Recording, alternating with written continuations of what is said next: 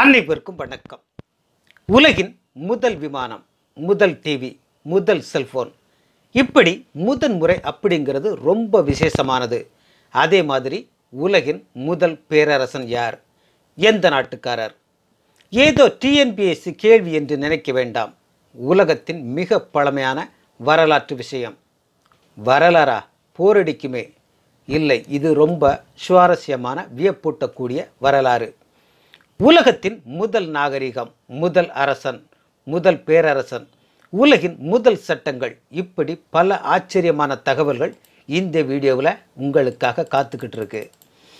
இன்னைக்கு உலகத்தில் ரொம்ப கொடூரமான இடம், பாவப்பட்ட மனுஷங்க வாழ்கிற இடம் பாரசீக வளைகுடா பகுதி. எப்போ எங்கே குண்டு வைப்பாங்களோ, தாக்குதல் நடத்துவாங்களோ அப்படின்னு பயப்பட வைக்கிற ஐஎஸ் தீவிரவாதிகளோட தலைமை இடமாக இருக்கிற சிரியா, ஈராக்கை உள்ளடக்கியது பாரசீக வளைகுடா பகுதி. தினம் தினம் அமெரிக்கா உள்ளிட்ட நாடுகள் நடத்துகிற போர் காரணமாக 50,000த்திற்கும் மேற்பட்ட தீவிரவாதிகள் கொல்லப்பட்டிருக்கிற இடம். பிழைக்க வழி இல்லாமல் கடல் வழியாக தப்பி போகும்போது பலியான லட்சக்கணக்கான மக்கள். இப்படி ரொம்ப கொடூரமான இடத்தில்தான் முதல் நாகரிகம் தொடங்கியது என்று சொன்னால் நம்ப முடியாதுதான். ஆனால் வரலாற்று ஆய்வாளர்கள் உறுதியாக இங்குதான் என்கிறார்கள்.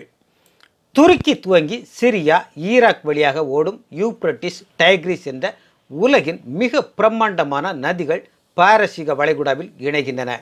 இந்த இரண்டு நதிகளுக்கும் இடைப்பட்ட பகுதியில் நதிகளின் கரையில் முதல் நாகரிகம் தோன்றியது. இங்குதான் மெசபடோமியா என்ற நாகரிகம் பாபிலோனியாவில் தோன்றியது.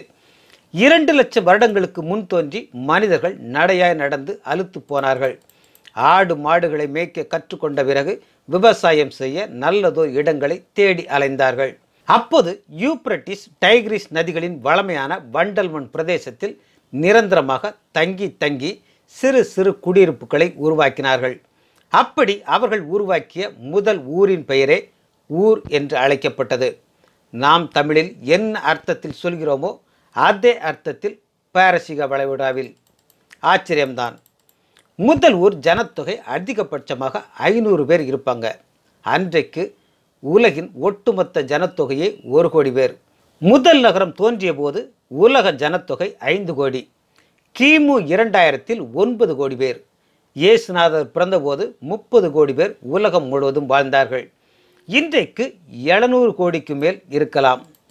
பாபிலோனியாவில் ஊர்கள் சற்று பெரியதாகி நகரங்களாக மாறின. விவசாயம் செழிக்கத் தொடங்கியதும் மக்கள் தொகை பெருகத் தொடங்கி 50,000 பேர் கொண்ட நகரங்கள் அதிகமாயின. நகரத்திற்கு ஒரு தலைவன் உருவானான். நாட்டாமை, ஜமீன்தார், பஞ்சாயத்து தலைவர்கள் மாதிரியான தலைவர்கள்.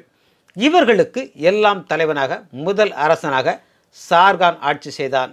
கிட்டத்தட்ட 55 ஆண்டுகள். அதாவது கிமு 2334 முதல் கிமு 2279 வரை.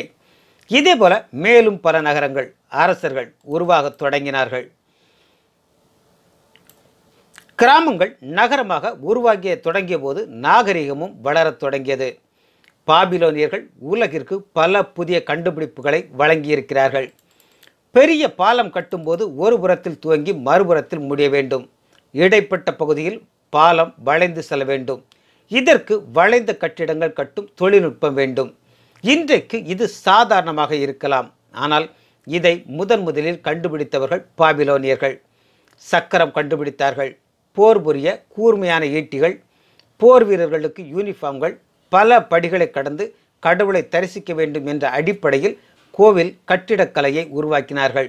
இப்படி இன்னும் பல சொல்லிக்கொண்டே போகலாம். அரசர்களிலிருந்து பேரரசன் தோன்றுவது இயற்கையான நிகழ்வுதான். பாரசீக வளைகுடா பகுதியில் உருவாகி வந்த அரசர்களிலிருந்து பாபிலோனியாவில் பிறந்த ஹமுராபி பேரரசனாக மாறினான். கிமு 1792ல் ஹமுராபி அவர் தந்தை சின் முபாலியட்டிடமிருந்து அதிகாரத்தை கைப்பற்றி பாபிலோன் நகரின் முதல் ஆமோரிட் வம்ச அரசனானார். பக்கத்து நாடுகள் அவர்களுக்குள் ஒருவரை ஒருவர் அடித்து கொண்டார்கள். அதை தனக்கு சாதகமாக பயன்படுத்தி கொண்ட அவர் ஒன்றன் பின் ஒன்றாக நாடுகளை கைப்பற்றி கிமு 1763ல் மெசபடோமிய சமவெளி முழுவதையும் தன் கட்டுப்பாட்டில் கொண்டு வந்தார். ஜொலிக்கும் கனவுகளும் கற்பனை திறனும் கண்டிப்பும் கொண்ட தலைவனாக பேரரசனாக ஹமுராபி திகழ்ந்தார். நாடுகளை பற்றியதால் மட்டுமல்ல, அவர் உருவாக்கிய சட்டங்களே ஹம்முராபியை 1000 ஆண்டுகளுக்கு பின்னும் அவரை நினைக்க வைக்கிறது. 1901 பாபிலோனிய பகுதியில் ஆய்வு செய்த ஜோக்கர்ஸ் த மார்டின் என்பவர் 7 அடி நீளமுள்ள கல்வெட்டை கண்டுபிடித்தார்.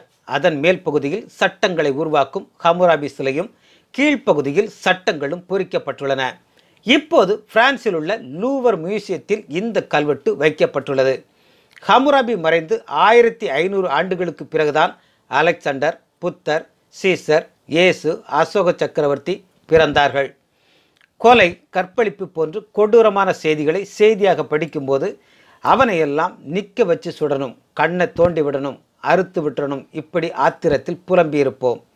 இப்படி சாதாரணமான மக்கள் மனநிலையிலிருந்து ஆயிரக்கணக்கான சட்டங்களை ஹம்முராபி உருவாக்கினார். அவற்றில் சிலவற்றை பற்றி பார்ப்போம். ஒருவரை நாம் அடித்தால் கூட அபராதம் உண்டு. அடிக்கும்போது பல் உடைந்து போனால் அடித்தவருக்கு பல் உடைக்கப்படும். கடத்தல், கற்பழிப்பு, குழந்தையோடு உடலுறவு கொள்ளுதல், வழிப்பறி கொள்ளை, லஞ்சம், போர்க்களத்திலிருந்து தப்பி ஓடுதல், திருட்டு, இவற்றிற்கெல்லாம் ஒரே தண்டனை, மரணம். பாபிலோனியர்கள் பீர் விரும்பி குடிப்பார்களாம். பீர் தரமற்றதாகவோ கலப்படம் செய்தோ இருந்தால் தூக்கு தண்டனை. ஆபரேஷன் செய்து நோயாளி பாதிக்கப்பட்டாலோ இறந்து போனாலோ டாக்டரின் கைவிரல்கள் வெட்டப்படும்.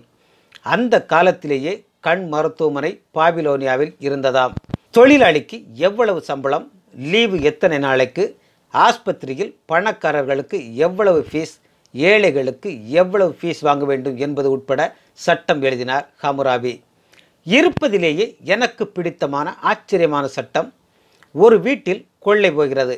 குறிப்பிட்ட நாளுக்குள் திருடர்களை போலீசால் கண்டுபிடிக்க முடியாவிட்டால் போலீஸ்காரர் வேலை நீக்கம் செய்யப்படுவார். மேலும் எவ்வளவு திருடு போனதோ அந்த தொகையை அரசாங்கம் பாதிக்கப்பட்டவர்களுக்கு கொடுக்க வேண்டும். உலகத்தின் முதல் பேரரசன் எப்படியெல்லாம் சட்டம் போட்டிருக்கார் பார்த்தீங்களா? இன்னைக்கு இப்படி சட்டம் போட முடியுமா? நன்றி.